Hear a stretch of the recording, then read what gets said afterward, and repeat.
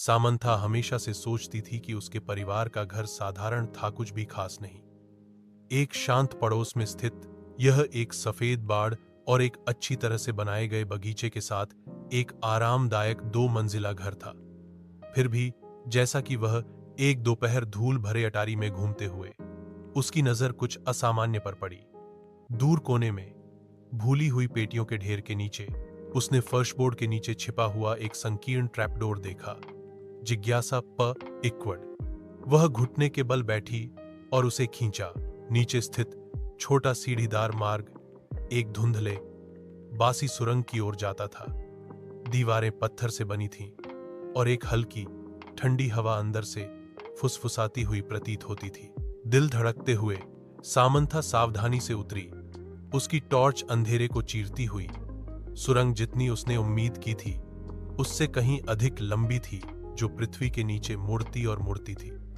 वह हिला नहीं सकी। उसे यह महसूस हो रहा था कि वह अतिक्रमण कर रही है, कि कुछ उसका इंतजार कर रहा है।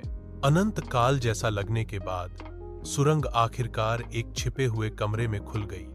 दीवारें पुरानी किताबों की अलमारियों से भरी थीं, अजीब चमड़े से बंधी हुई किताबों से भरा हुआ।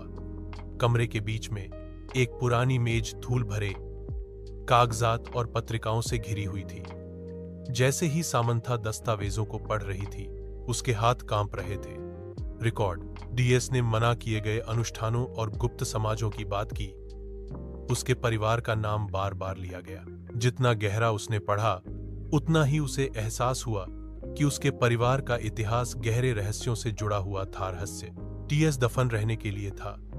उसने कुछ ऐसा उजागर किया था जो किसी को नहीं पता होना चाहिए था, कुछ ऐसा जो पीढ़ियों से छिपा हुआ था। जैसे ही खोज का भार उस पर पड़ा, उसने सबसे हल्की आवाज सुनी। उसके पीछे से आवाज आई, एक फुसफुसाहट, धीमी और ठंडी। वह अकेली नहीं थी।